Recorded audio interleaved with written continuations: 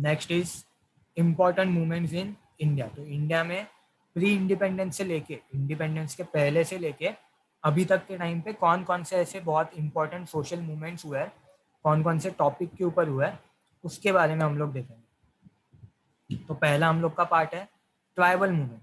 In pre independence period the British government deprive tribal people of their right to livelihood on forest resources. अभी आपने सुना होगा बहुत सारे ट्राइब्स होते हैं। ट्राइब्स मतलब अलग अलग कास्ट के, लोअर कास्ट के लोग या फिर आदिवासी बोल सकते हो आप, जो कि जंगल में रहते हैं, फॉरेस्ट में उन लोग का लाइवलीहुड चलता है। जो भी फॉरेस्ट से जो भी उन लोग को मिलता है उसके ऊपर ही बेस्ड उनका लाइवलीहुड होता है। उनको फूड भी फॉरेस्ट से मिलता है, फ्यूल भी फॉरेस्ट से मिलता है। तो ब्रिटिश पीरियड में, इंडिपेंडेंस से पहले के पीरियड में ना, ब्रिटिश लोगों ने ये जो फॉरेस्ट में रहने वाले लोग थे उनको अपने राइट्स नहीं दिए। लाइक वो लोग अगर आदिवासी लोग हैं या फिर फॉरेस्ट में रहने वाले ट्राइबल लोग हैं, वो लोग क्या करेंगे, अगर पेड़ से अगर कुछ चीज़ तोड़ेंगे तो ब्रिटिश लोग बोलते थे कि इसके ऊपर आपको टैक्स लगेगा, अगर आप फॉरेस्ट को यूज़ कर रहे हो तो उसके ऊपर टैक्स लगेगा। अभी इन लोग के लिए लाइवलीहुड क्या है, फॉरेस्ट है, दूसरी कोई चीज़ नहीं है जिससे इन लोग को पैसा आ रहा है, तो ये लोग टैक्स कैसे पे करेंगे। तो ऐसे करके क्या हो गया था, इन लोगों में, ट्राइबल पीपल में बहुत ज़्यादा गुस्सा हो गया था ब्रिटिश लोगों के लिए, क्योंकि ब्रिटिश लोग उनके राइट्स उन लोग को नहीं दे रहे थे। तो ऐसे में प्री इंडिपेंडेंस पीरियड में बहुत सारे ट्राइबल्स लोगों ने ब्रिटिश गवर्नमेंट के खिलाफ मूवमेंट स्टार्ट किया था। उसके कुछ एग्जाम्पल हम लोग यहाँ पे देखें। There was a tribal uprising in Kolam from Chota Nagpur. तो छोटा नागपुर झारखंड के साइड में, झारखंड मध्य प्रदेश के साइड में एक जगह है छोटा नागपुर। इसको हम लोग ज्योग्राफी में देखने वाले हैं, तभी आपको मैप पे पता चलेगी कि कहाँ पे है छोटा नागपुर, लेकिन ये झारखंड मध्य प्रदेश के आसपास है। वहाँ पे एक ट्राइबल लोगों का ग्रुप था, कोलम करके एक जगह थी वहाँ पे। तो उन्होंने भी ब्रिटिश लोगों के खिलाफ ऐसे मूवमेंट स्टार्ट की थी। फिर उड़ीसा जो स्टेट है, वहाँ पे गोंड करके एक ट्राइब थी, उन्होंने भी की थी ब्रिटिश लोगों के खिलाफ अलग अलग मूवमेंट्स की थी। फिर कोली, भिल्ला, रामोशी, ऐसे अलग अलग महाराष्ट्र में ट्राइब्स थे जिन्होंने ब्रिटिश गवर्नमेंट के खिलाफ अपने लिए मूवमेंट्स की थी, प्रोटेस्ट किए थे। फिर यहाँ पे आपको दिखेगा संतल, मुंडा फ्रॉम बिहार। तो बिहार में दो ट्राइब्स थे, संतल एंड मुंडा। उन्होंने भी ब्रिटिश गवर्नमेंट के खिलाफ क्या किया था, मूवमेंट किया था, सोशल मूवमेंट किया था। The tribal struggle has continued since those year. तो तभी से लेके ट्राइबल जो भी स्ट्रगल है वो अभी तक कंटिन्यू हो रहा है। और ये जो मूवमेंट्स होती थी बिफोर ब्रिटिश पीरियड, तभी की मूवमेंट है ना ज़्यादा वायलेंट होती थी। इंडिपेंडेंस के बाद हम लोग देखेंगे कि मूवमेंट जो है वो वायलेंट नहीं होती थी, थोड़ी कम, वहाँ पे वायलेंस थोड़ा कम हो गया। और हम लोग के जो लीडर्स थे जैसे कि महात्मा गांधी हो गए, ये लोग भी क्या करते थे, वायलेंस को सपोर्ट नहीं करते थे। तो बाद के पीरियड में, इंडिपेंडेंस के बाद के पीरियड में हमारे यहाँ पे जो भी मूवमेंट्स होती थी उसमें वायलेंस नहीं होता था, लेकिन इंडिपेंडेंस के पहले जो भी मूवमेंट्स होती थी वहाँ पे हम लोग को कहीं ना कहीं पे वायलेंस वगैरह भी देखने को मिलेगा। फॉर एग्जाम्पल आप यहाँ पे देख सकते हो, एक रिवॉल्यूशनरी सोशल, या फिर आप बोल सकते हो इंडिपेंडेंट फाइटर का एक नाम दिया है, वासुदेव बलवंत फड़के। ये एक आर्म रिवॉल्यूशनरी थे। आर्म मतलब क्या करते थे, वायलेंस क्रिएट करके ब्रिटिश लोगों के खिलाफ मूवमेंट क्रिएट करते थे। तो इनका नाम क्या था, वासुदेव बलवंत फड़के। और ये रामोशी जो ट्राइब दिया आपको यहाँ पे, वो ट्राइब से रिलेटेड थे, वो ट्राइब के थे। तो इन्होंने क्या किया था देखो, इन 1875 formed a revolutionary group called Ramoshi with the help of coolies, bhils, dhangas in Maharashtra to overthrow the British. तो इन्होंने महाराष्ट्र में, श्रेयस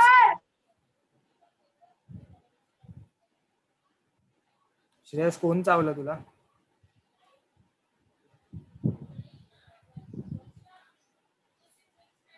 श्रेयस, what happened?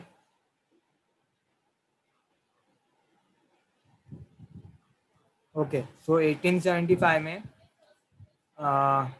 वासुदेव बलवंत फड़के जो थे, उन्होंने महाराष्ट्र में अलग अलग ट्राइब्स को लेके एक अपना रिवॉल्यूशनरी ग्रुप क्रिएट किया था to overthrow British government from Maharashtra. तो ऐसे एक एग्जांपल हो गया महाराष्ट्र का रामोशी ट्राइब, राइट। वैसे और एग्जांपल आपको दिया है जैसे कि संतल, मुंडा, इन्होंने भी ब्रिटिश गवर्नमेंट के खिलाफ क्या किया था, अलग से आर्म स्ट्रगल किया था या फिर रिवॉल्यूशनरी ग्रुप बना के उनके खिलाफ उनको इंडिया से हटाने के लिए ट्राई किया था। जैसे कि आप यहाँ पे देख सकते हो संतल मूवमेंट, जो संतल बिहार में ट्राइब थी, उन्होंने भी ब्रिटिश लोगों के खिलाफ एक मूवमेंट क्रिएट की थी। यहाँ पे आप देख सकते हो कि जो ब्रिटिश लोग होंगे उनके पास गन्स वगैरह होती थी, लेकिन ये जो ट्राइबल पीपल होते थे वो लोग नॉर्मल बो एंड एरो या फिर लकड़ी के कुछ औजार वगैरह हथियार बना के उनके खिलाफ मूवमेंट करते थे। Tribals in India face several problems. One major problem is that they are denied right over the forest. तो जैसे मैंने आपको बोला कि फॉरेस्ट के ऊपर से उनके राइट हटा दिए गए थे। अगर फॉरेस्ट में जो भी चीज़ें वो उन्होंने यूज़ की तो उनके ऊपर कोई ना कोई तो टैक्स लगता था, जो कि रॉन्ग बात है क्योंकि उनकी लाइवलीहुड जो है वो पूरी की पूरी फॉरेस्ट के ऊपर बेस्ड है। तो ऐसे में अलग अलग ट्राइब्स ने क्या किया था, सोशल मूवमेंट स्टार्ट किया था। उसका एक एग्जाम्पल है संथल फ्रॉम बिहार। और एक एग्जाम्पल आपके बुक में दिया था मुंडा। तो मुंडा भी एक ट्राइब थी बिहार में और उनका एक लीडर था जिसका नाम था बिरसा मुंडा। यहाँ पे आप देख सकते हो उनका पिक्चर है। तो इन्होंने भी ब्रिटिश गवर्नमेंट को ओवरथ्रो करने के लिए बिहार में मुंडा ट्राइब की एक मूवमेंट स्टार्ट की। The main demand of the tribal movement is to accept their right over forest. They should be allowed to collect products of forest and also should have right to cultivate on forest land. तो यहाँ पे क्या बोला गया है कि उनका main M क्या था कि जो फॉरेस्ट के ऊपर उनके राइट को डिनाई किया गया वो राइट्स उनको फिर से मिल जाए। उनको फॉरेस्ट के ऊपर एग्रीकल्चर करने को अलाउ किया जाए या फिर फॉरेस्ट के जो भी प्रोडक्ट्स होते हैं उनको यूज़ करने के लिए अलाउ किया जाए। ऐसे उनके मेन एम्स हैं। तो ये हो गई इंडिया की tribal movements. Now there were also farmers movements in India.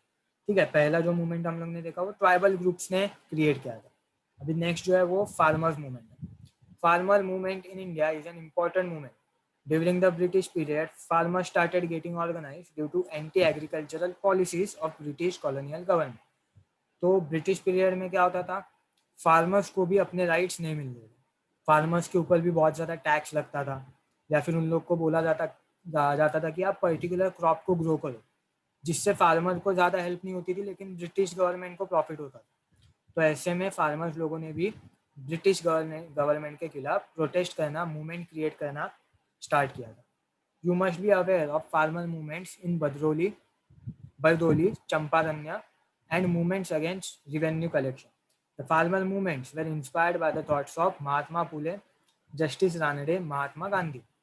तो फार्मर मूवमेंट्स के बारे में आपने 8th स्टैंडर्ड में पढ़ा होगा। तो 8th स्टैंडर्ड में आपको बोला गया था कि there was a farmer movement in Bardoli, Champaranya. Bardoli है जो वो गुजरात में आता है, चंपारण्य बिहार में आता है। तो यहाँ पे फार्मर्स के लिए मूवमेंट स्टार्ट की थी। मोस्टली ये मूवमेंट किसने स्टार्ट की थी, महात्मा गांधी ने। तो ऐसे पीरियड में महात्मा गांधी या फिर जस्टिस महादेव रानडे या फिर महात्मा फुले जो थे इनके पहले, उन्होंने भी फार्मर्स के लिए अलग अलग मूवमेंट स्टार्ट की थी। जो बरदोली में मूवमेंट हुई थी वो हुई थी क्योंकि फार्मर्स के ऊपर बहुत ज़्यादा टैक्स लग रहा था। ब्रिटिश गवर्नमेंट ने उनके खिलाफ बहुत ज़्यादा टैक्स अप्लाई किया था। चंपारण्य में हुआ था क्योंकि वहाँ पे ब्रिटिश गवर्नमेंट ने फार्मर्स को बोला था कि इंडिगो का कल्टीवेशन करो। इंडिगो मतलब एक क्रॉप होता है, ठीक है, वो क्रॉप का कल्टीवेशन करने को फार्मर्स को उन लोग ने प्रेशराइज किया था। उससे ब्रिटिश गवर्नमेंट को फ़ायदा होता था लेकिन फार्मर्स को फ़ायदा नहीं होता था। इसके लिए वहाँ पे फार्मर्स ने क्या किया था, ब्रिटिश गवर्नमेंट के खिलाफ प्रोटेस्ट स्टार्ट किया था। Due to some reforms in agriculture like tenancy law relating to tilting of the land, etc., the farmer movement slowed down. After the Green Revolution, the farmer movements become more active and effective.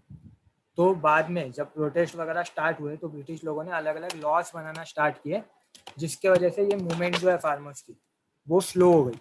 तो इसका most of the आप बोल सकते हो credit जाता है जिन्होंने भी ये फार्मर्स मूवमेंट में लीडरशिप की थी, जैसे कि महात्मा गांधी या फिर महात्मा फुले, महादेव गोविंद रानडे। ये सब लोगों ने फार्मर्स मूवमेंट में बहुत ज़्यादा अपना कंट्रीब्यूशन किया था और उसके वजह से ब्रिटिश लोगों को फार्मर्स के लिए अलग अलग लॉज बनाने को पड़ा था। तो उससे फार्मर्स मूवमेंट कम हो गई।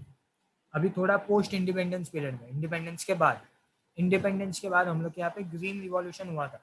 अपने साइंस में पढ़ा होगा ग्रीन रिवॉल्यूशन के बारे में। तो एक ग्रीन रिवॉल्यूशन क्या था कि हमारे यहाँ पे मोस्टली नॉर्थ इंडिया में वीट या फिर राइस, इनका जो कल्टीवेशन है वो बहुत ज़्यादा बढ़ाया गया था, और उससे क्या हो गया था, हमारे यहाँ पे क्रॉप्स का कल्टीवेशन, एग्रीकल्चर बहुत ज़्यादा बढ़ गया था। लेकिन उसके कुछ नेगेटिव पॉइंट्स भी थे, जिसके वजह से फार्मर्स में फिर से मूवमेंट होना स्टार्ट हो गया। तो ग्रीन रिवॉल्यूशन जो है वो एक ऐसी बात थी इंडिया के हिस्ट्री में जिससे हमको बेनिफिट भी हुए, बहुत ज़्यादा फार्मर्स को बेनिफिट भी हुआ, लेकिन बहुत फार्मर्स को उसका नुकसान भी हुआ, और उसके वजह से फार्मर्स ने मूवमेंट स्टार्ट करना स्टार्ट किया। तो पहले थोड़ा ग्रीन रिवॉल्यूशन के बारे में देख लो। हम लोग के यहाँ पे MS स्वामीनाथन को फादर ऑफ ग्रीन रिवॉल्यूशन बोला जाता है। क्यों? क्योंकि उन्होंने वीट का एक हाई यील्डिंग वैरायटी डेवलप किया था। तो वो वीट अगर आप ग्रो करोगे तो उसका ईल्ड जो है, उससे जो क्रॉप जो ग्रो होता है वो अच्छे से क्रॉप ग्रो होता है। तो इसके वजह से उनको फादर ऑफ ग्रीन रिवॉल्यूशन बोला जाता है। तो ग्रीन रिवॉल्यूशन के बाद हम लोग के यहाँ पे क्रॉप्स जनरेट होना स्टार्ट हो गए थे, क्रॉप्स बढ़ गए थे, लेकिन क्या हो गया था, कुछ फार्मर्स के खिलाफ नेगेटिव पॉइंट्स भी हुए थे। उसके वजह से उन्होंने मूवमेंट्स करना स्टार्ट किया था। तो क्या नेगेटिव पॉइंट्स हुए थे?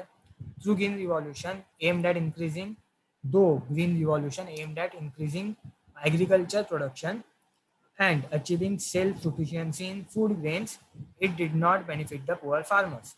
The farmers were now divided into rich farmers and poor farmers. Dissatisfaction among the poor farmers led to beginning of the farmers movement. तो जो ग्रीन रिवॉल्यूशन था उसका मेन एम क्या था कि हमारे यहाँ पे फूड जो ग्रेन्स है उसका जो प्रोडक्शन है वो बढ़ जाए। लेकिन क्या हो गया था, इसके वजह से जो भी रिच फार्मर थे उनको बेनिफिट हुआ, लेकिन जो पुअर फार्मर्स थे उनको बेनिफिट नहीं हो पाया। ये पहला पॉइंट हुआ कि रिच और पुअर इनके बीच में डिस्टेंस और बढ़ गया। और दूसरा पॉइंट हम लोग देख सकते हैं कि यहाँ पे मैप दिख रहा है आपको, जहाँ जहाँ पे भी ग्रीन रिवॉल्यूशन से फायदा हुआ है इसका मैप है कि कौन कौन से रीजन अफेक्टेड हुआ है। जैसे कि पंजाब एंड हरियाणा में वीट का प्रोडक्शन बढ़ गया, उत्तर प्रदेश में वीट एंड राइस का प्रोडक्शन बढ़ गया, साउथ इंडिया में आंध्र प्रदेश एंड तमिलनाडु में क्या हुआ, राइस का प्रोडक्शन बढ़ गया। लेकिन आप मोस्टली देखोगे वेस्ट बंगाल में भी बढ़ गया, लेकिन मोस्टली यहाँ पे मैंने 1 2 3 4 5 6 स्टेट्स के नाम लिए, बाकी के स्टेट्स में कुछ अफेक्शन हुआ है क्या? नहीं। तो क्या हो गया, कुछ स्टेट्स में इसका अफेक्ट अच्छे से हुआ, लेकिन कुछ स्टेट में इसका अफेक्ट नहीं हुआ। तो बाकी के स्टेट्स के जो भी फार्मर्स थे उन्होंने मूवमेंट करना स्टार्ट किया कि हम लोग को इससे कुछ फ़ायदा नहीं हो रहा। तो ऐसे ग्रीन रिवॉल्यूशन से कुछ स्टेट्स को फ़ायदा हुआ, कुछ फार्मर्स को फ़ायदा हुआ, लेकिन जो पुअर फार्मर्स थे उनको ज़्यादा फ़ायदा नहीं हो पाया। कुछ स्टेट्स थे जहाँ पे भी फ़ायदा नहीं हो पाया, और उसकी वजह से फार्मर्स में एंगर बढ़ गया, और उन्होंने इंडिया में पोस्ट इंडिपेंडेंस पीरियड में भी अलग अलग मूवमेंट्स करना स्टार्ट कर दिए थे।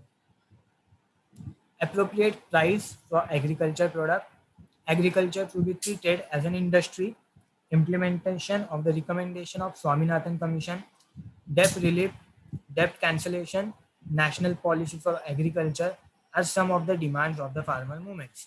शेतकरी संघटना, भारतीय किसान union, all India Kisan Sabha are some of the important farmer organization in India. यहाँ पे फार्मर्स के डिमांड क्या है वो आपको बताया कि कौन से डिमांड्स के लिए उन्होंने सोशल मूवमेंट्स को स्टार्ट किया था।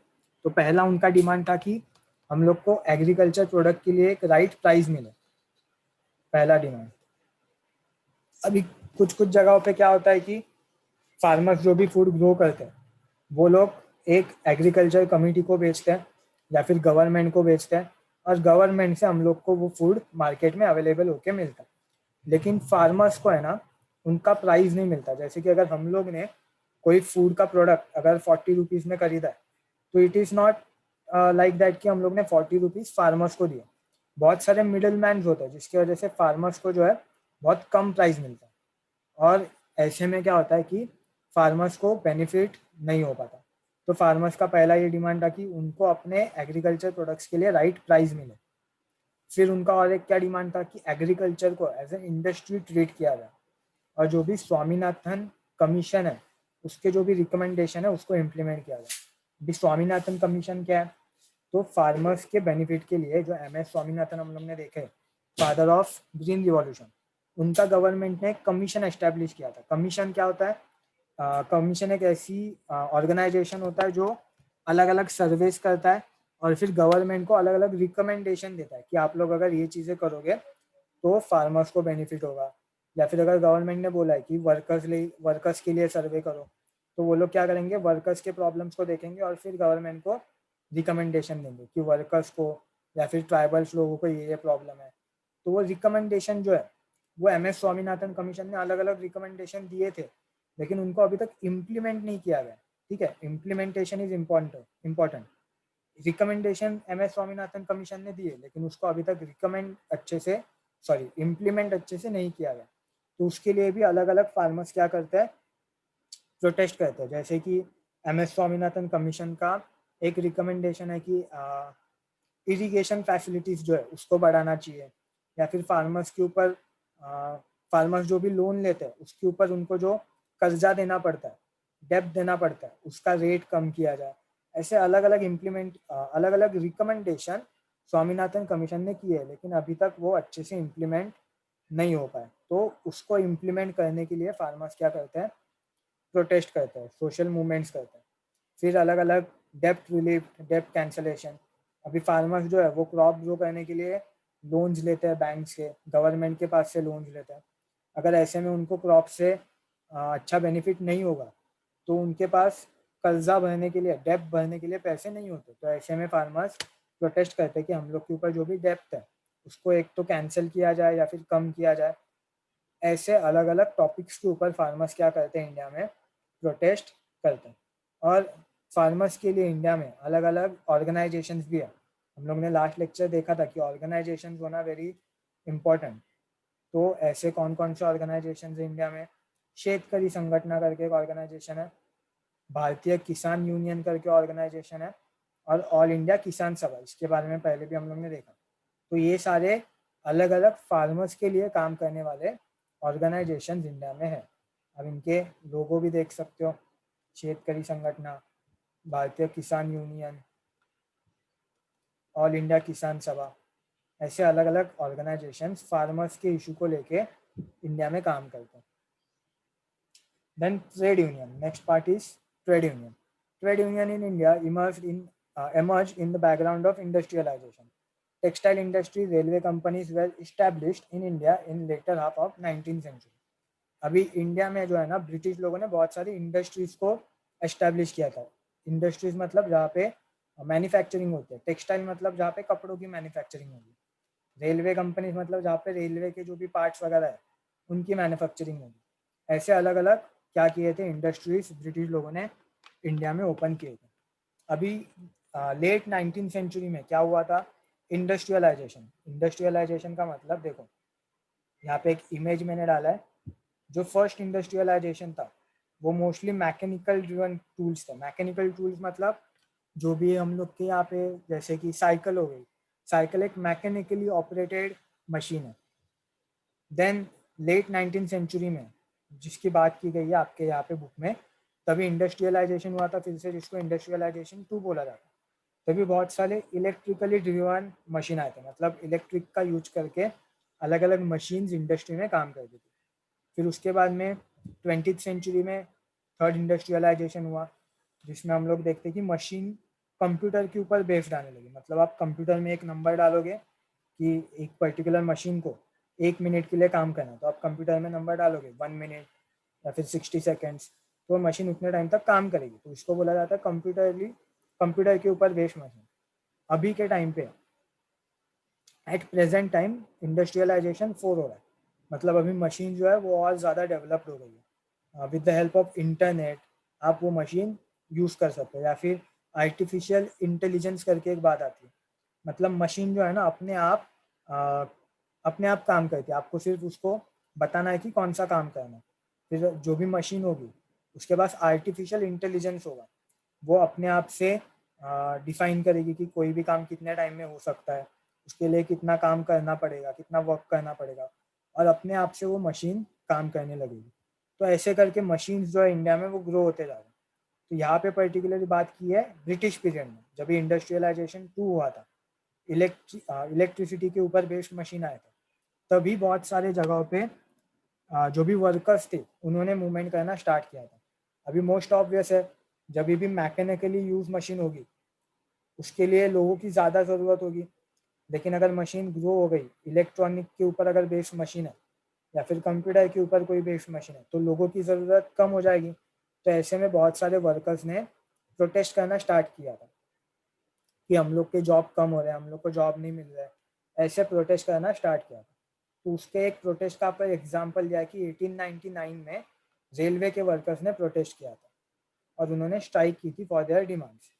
और बाद में इसके वजह से जो भी वर्कर्स होते हैं, जो भी अलग अलग इंडस्ट्रीज में काम करते हैं, टेक्सटाइल इंडस्ट्री हो गई, रेलवे इंडस्ट्री हो गई, उन्होंने 1920 में जाके अपना एक ऑर्गेनाइजेशन बनाया। उस ऑर्गेनाइजेशन का नाम है all India trade union Congress.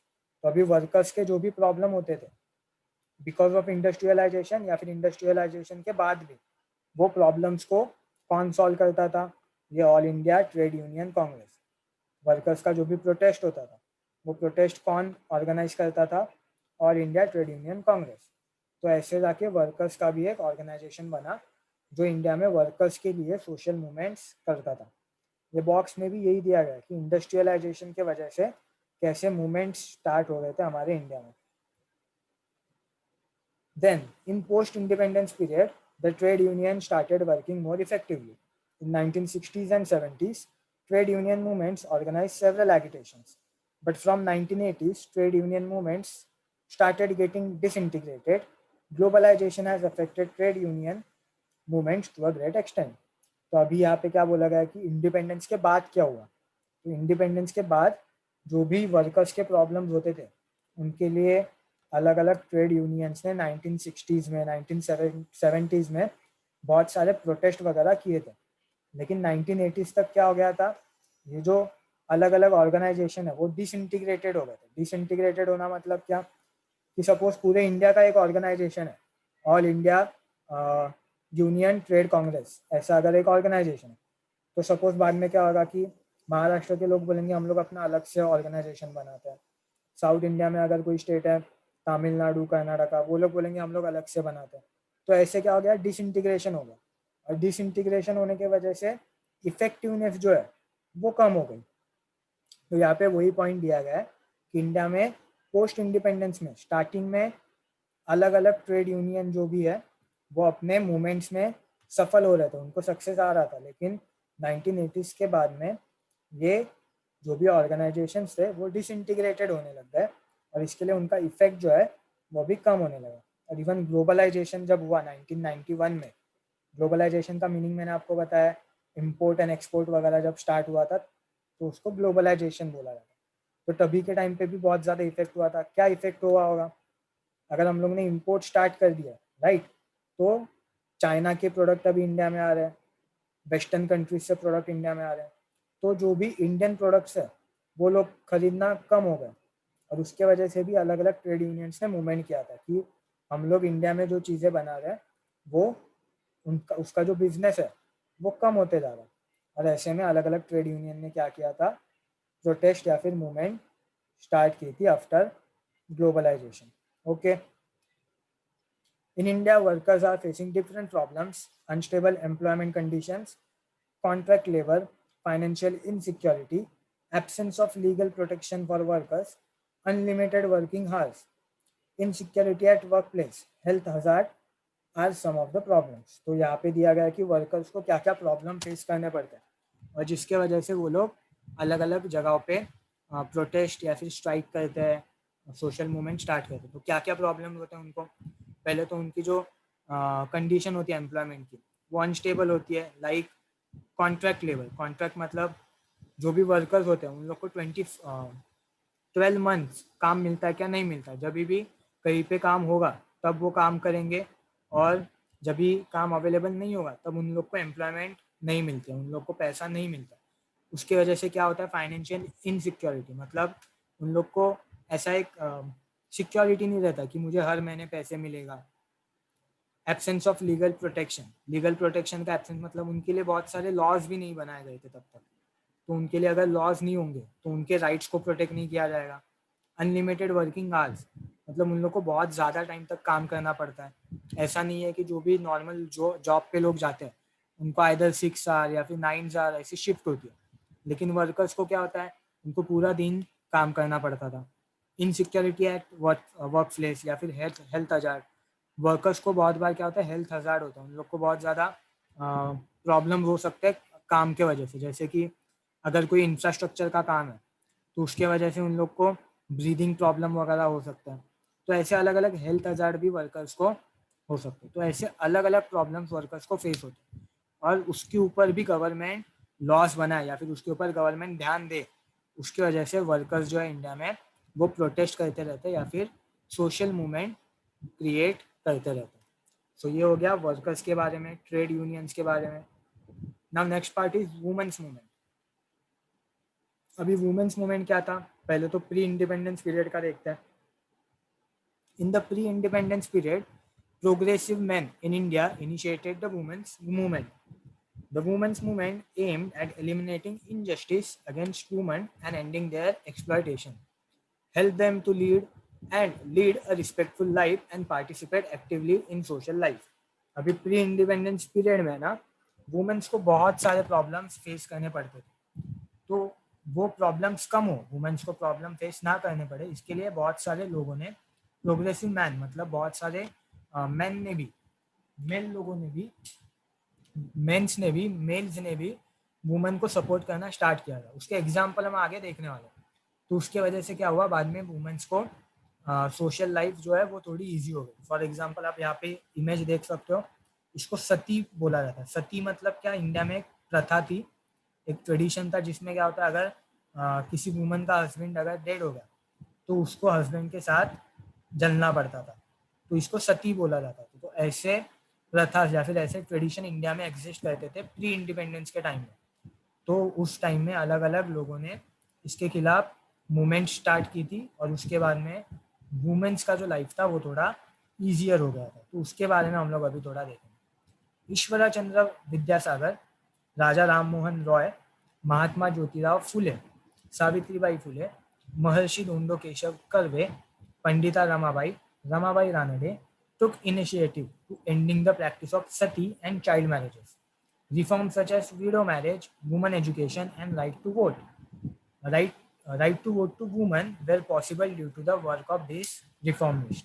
तो यहाँ पे अलग अलग लोगों के नाम दिए, जैसे कि हो गया ईश्वरा चंद्र विद्यासागर, राजा राम मोहन रॉय, महात्मा ज्योतिराव फुले, सावित्रीबाई फुले। ये सब लोगों ने क्या किया था, वुमेन्स के जो भी प्रॉब्लम थे, जैसे कि सती की प्रथा हो गई या फिर चाइल्ड मैरिज हो गया या फिर विडो रीमैरिज।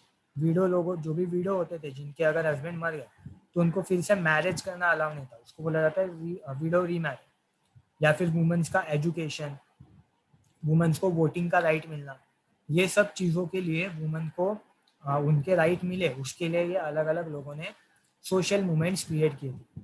उसके कुछ एग्जाम्पल्स मैं आपको बताऊंगा, जैसे कि ईश्वरा चंद्र विद्यासागर का नाम दिया, उन्होंने क्या किया था, जो भी विडो रीमैरिज है उसको अलाउ करने के लिए एक मूवमेंट स्टार्ट की थी। तो यहाँ पे आप पढ़ सकते हो, introduce the practice of window remarriage, push the widow remarriage act of 1856। तो इन्होंने विडो को रीमैरिज अलाउ करने के लिए एक एक्ट था, उसको पास करवाने के लिए सोशल मूवमेंट स्टार्ट की थी। कौन थे ये, ईश्वरा चंद्र विद्यासागर। आगे आप लोग को दिखेगा, देखो राजा राम मोहन रॉय, इन्होंने क्या किया था, द मैन हु अबोलिश सती, जो सती की प्रथा थी उसको अबोलिश करने के लिए इन्होंने सोशल मूवमेंट की थी। यहाँ पे आप पढ़ सकते हो, founder of the Brahmo Sabha, the precursor of the Brahmo Samaj which played a major role in reforming and modernising the Indian society, used his influence to get practice of sati abolished in 1829। सो जो भी सती का प्रैक्टिस होता था उसको बंद करवाने के लिए इन्होंने काम किया। Launch campaign against child marriage, तो चाइल्ड मैरिज के अगेंस्ट भी इन्होंने मूवमेंट, सोशल मूवमेंट स्टार्ट किए। यहाँ पे आप पढ़ सकते हो अलग अलग और चीज़ें। इन 1822 ही founded a school based on a English education, तो इंग्लिश एजुकेशन के ऊपर बेस्ड उन्होंने स्कूल स्टार्ट किया था। वुमेन्स के राइट के लिए उन्होंने कैंपेन किया था, कैंपेन मतलब वही सोशल मूवमेंट की थी। तो ये सब काम किन्होंने किए थे, राजा राम मोहन रॉय। तो दो एग्जाम्पल हम लोग ने देखे।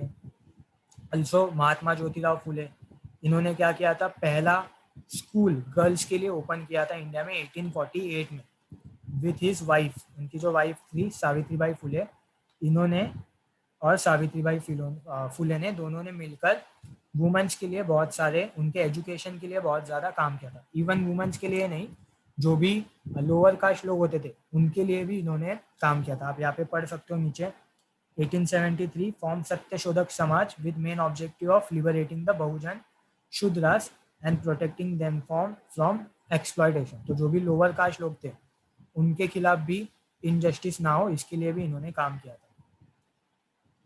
यहाँ पे सावित्रीबाई फुले का इमेज है, जो कि ज्योतिराव फुले की वाइफ थी। उन्होंने भी उनको सपोर्ट किया था for education of woman, woman का एजुकेशन ज़्यादा हो, उसके लिए ये दोनों ने सोशल मूवमेंट्स को स्टार्ट किया था। अगेन यहाँ पे आप कुछ चीज़ें पढ़ सकते हो, जैसे कि उन्होंने बाल हत्या प्रतिबंधक गृह ये ओपन किया था वुमेन्स के लिए। यहाँ पे दिया है कि first women school at Pune in 1848 इन्होंने और ज्योतिराव फुले ने ओपन किया था। तो वुमेन्स के एम्पावरमेंट के लिए ज्योतिराव फुले एंड सावित्रीबाई फुले ने सोशल मूवमेंट स्टार्ट की थी। इसके साथ साथ अलग और लोगों के नाम है, फॉर एग्जांपल रमाबाई रानडे, केशव ढोंडे, रमाबाई, पंडिता रमाबाई, ये सब लोगों ने भी वुमेन्स के लिए काम किया था। इनका नाम आपने हिस्ट्री में फर्स्ट चैप्टर में पढ़ा होगा, पंडिता रमाबाई। तो ये सब लोगों ने भी वुमेन्स के लिए काम किया था। After independence, the constitution gave equal rights to women in all the fields. In spite of this, women were not treated equally in several fields. During this period, women's movement aimed at freedom of women, freedom of women. The movement demanded that the women should be treated as human beings. तो independence के बाद क्या हुआ, जो हमारी constitution बनी उसमें women's के लिए अलग अलग राइट्स दिए गए थे। फॉर एग्जांपल आप यहाँ पे देख सकते हो कि वुमेन्स और मैन वो लोग इक्वल रहेंगे, इक्वलिटी का राइट दिया था। फिर कोई भी डिस्क्रिमिनेशन नहीं होना चाहिए मैन और वुमन में, ऐसा हम लोग के कॉन्स्टिट्यूशन में लिखा गया आर्टिकल 15 में। इक्वलिटी ऑफ अपॉर्चुनिटी, मतलब जो भी जॉब्स होंगे उनमें वुमेन्स को भी इक्वल अपॉर्चुनिटी मिलनी चाहिए। तो कॉन्स्टिट्यूशन ने हमारे क्या किया, वुमेन्स को उनके राइट अलाउ करके दिए। लेकिन फिर भी अभी प्रेजेंट टाइम में भी वुमेन्स को अलग अलग इश्यूज़ के लिए लड़ना पड़ता है, जैसे कि एजुकेशन हो गया या फिर इक्वल राइट्स हो गए। तो ऐसी चीज़ों के लिए वुमेन्स को लड़ना पड़ता है और फिर उसके वजह से उन लोग को अलग अलग प्रोटेस्ट या फिर सोशल मूवमेंट्स करने पड़ते हैं। यहाँ पे आगे क्या है, in the latter period women participate to a great extent in the movements against corruption, caste discrimination and religious extremism which made them aware of the injustice against their own selves. Women started taking initiative in organizing against injustice. तो यहाँ पे दिया है कि letter period में India में क्या हो गया, वुमेन्स जो है वो सिर्फ अपने इश्यूज के लिए नहीं, अलग अलग और इश्यूज के लिए, जैसे कि करप्शन या फिर कास्ट डिस्क्रिमिनेशन, अलग अलग इश्यूज के लिए क्या करने लग गई, फाइट करने लग गई। और फिर उन्होंने सोशल मूवमेंट्स में हिस्सा लेना स्टार्ट कर दिया। ओके, सो ऐसे करके वुमेन्स जो है उनकी मूवमेंट्स इंडिया में ज़्यादा होने लग गई। इवन अभी के टाइम पे भी बहुत सारे वुमेन्स के मूवमेंट होते हैं। For example in India women's movement is not homogeneous in nature, however women's movement at various level are taking up the issues like women's health, social security, financial independence, and empowerment. Today, women's movement face the challenge of equal education, giving women's status and prestige as human beings. तो अभी के time पे भी अलग अलग topics के ऊपर women's के मूवमेंट्स होते हैं, जैसे कि वुमेन्स की हेल्थ, सोशल सिक्योरिटी मतलब सोसाइटी में उन लोग को सिक्योरिटी हो, फाइनेंशियल इंडिपेंडेंस मतलब उन लोग को फाइनेंशियली अपने हस्बैंड या फिर फादर के ऊपर डिपेंडेंट ना होना पड़े। इस वजह से भी वुमेन्स की मूवमेंट्स अभी भी इंडिया में होती रहती। यहाँ पे कुछ मैंने इमेजेस दिए जिससे आप पता कर सकते हो कि वुमेन्स को अभी भी इक्वल राइट्स नहीं मिलते। जैसे कि जो भी प्राइमरी एंड सेकेंडरी एजुकेशन होता है मोस्टली वहाँ पे वुमेन और मेन दोनों को इक्वल अपॉर्चुनिटी मिलती है, लेकिन जो टर्शरी एजुकेशन होता है जैसे कि कॉलेज वगैरह, वहाँ पे अभी भी देखा जाता है कि गर्ल्स के नंबर्स कम है, बॉयज़ के नंबर्स ज़्यादा है। इवन ऐसा देखा जाता है कि जो भी बड़ी बड़ी कंपनीज होती है वहाँ पे है ना वुमेन्स के नंबर कम होते हैं। जैसे कि यहाँ पे दिया गया है only 5% of all CEO are women's. CEO मतलब जो भी बड़ी बड़ी कंपनीज होती है उसके जो मैनेजर्स होते हैं, उनके जो हेड होते हैं उनको CEO बोला जाता है। तो सिर्फ 5% की कंपनी के मैनेजर्स जो है CEO जो है वो वुमेन्स है। या फिर यहाँ पे आप पढ़ सकते हो कि women earn 10 to 30% less than man for the same work. मतलब सेम काम के लिए अगर किसी मैन को 100 रुपीज़ मिलते हैं तो वुमेन को 70 to 90 रुपीज़ मिलते हैं। तो इसका मतलब वुमेन को वेजेस भी, सैलरीज भी कम मिलती है। इवन लिटरेसी में आप देख सकते हो कि लिटरेसी रेट जो है उसमें आप देख सकते हो over 60% of the world's illiterate account for women. मतलब अगर वर्ल्ड में 100% इलिटरेट है तो उसमें 60% कौन होंगे, वुमेन्स होंगे। तो ऐसा आप पता कर सकते हो कि वुमेन्स को अभी भी अपनी इक्वलिटी के लिए फाइट करना पड़ता है, और उसके वजह से अभी भी इंडिया या फिर अलग अलग कंट्रीज में वुमेन्स के लिए मूवमेंट्स चलते हैं। यहाँ पे और एक इमेज है जिसमें दिया गया है कि how much will a nation GDP rise if female rates of employment are equal to those of men's. मतलब अगर किसी नेशन में जितने मेंस को एम्प्लॉयमेंट मिलती है उतनी अगर वुमेन्स को भी एम्प्लॉयमेंट मिली तो उनकी इकोनॉमी कितनी ग्रो होगी, इसके लिए ये नंबर्स दिए गए। तो आप देख सकते हो कि इंडिया में अगर मैन और वुमेन इनकी इक्वलिटी ज़्यादा हो गई तो इंडिया की इकोनॉमी 27% ग्रो कर सकती है। तो ऐसे कुछ पॉइंट से आपको पता चलेगा कि अभी भी इक्वलिटी एग्जिस्ट नहीं करती, और उसके लिए वुमेन्स के लिए प्रोटेस्ट अभी भी इंडिया में चलते हैं। एनवायरमेंटल मूवमेंट क्या है? We are aware that environmental degradation is serious problem at national and international level. At the international level, several movements are working to stop the deterioration of environment. We see a significant international cooperation in this field. तो यहाँ पे क्या बोला गया, अलग अलग international organisations environmental problem के लिए काम करते हैं, जैसे कि हो गया ग्लोबल वार्मिंग, क्लाइमेट चेंज वगैरह। ये सब चीज़ों के लिए अलग अलग ग्लोबल ऑर्गेनाइजेशन, इंटरनेशनल ऑर्गेनाइजेशंस काम करते हैं। यहाँ पे मैंने कुछ एग्जाम्पल डाले। UNEP, United Nation environmental program, WWF, IUCN, ये अलग अलग ऑर्गेनाइजेशंस है। ये क्या करते हैं, एनवायरनमेंट में जो भी प्रॉब्लम हो रहा है उनके लिए फंड जमा करते हैं, एनवायरनमेंट को ठीक करने का काम करते हैं। तो एनवायरमेंटल प्रॉब्लम जो है वो इंटरनेशनल लेवल पे बहुत सारे ऑर्गेनाइजेशन उसके लिए काम करते हैं। तो अभी आपका एक होमवर्क में यहाँ पे दे रहा हूँ कि आप ट्राई करो कि इनके बारे में पढ़ने का। UNEP क्या है, ये ऑर्गेनाइजेशंस क्या काम करते हैं, WWF क्या है, वर्ल्ड वाइल्ड फंड करके एक ऑर्गेनाइजेशन है, IUCN करके एक ऑर्गेनाइजेशन है, क्लाइमेट के लिए काम करती है। तो ये सब ऑर्गेनाइजेशंस के नाम आप बुक में लिख के लो या फिर कहीं पे नोट कर लो, और इसके बारे में आपको क्या करना है, पढ़ के आना है नेक्स्ट लेक्चर में। इनके बारे में लिखना भी आपको बुक में कि ये ऑर्गेनाइजेशन क्या क्या काम करते हैं, UNEP क्या काम करता है, WWF क्या काम करता है, IUCN क्या काम करता है। This is your homework for today, okay. In India, many movements are working on different aspects of environment. The environmental movements are taking up issues like protection of biodiversity, protecting different sources of water, protecting forest, green belt, pollution of rivers, use of chemicals and their ill effects. तो ये जो भी environmental movements होते हैं वो किस चीज़ के लिए होते हैं?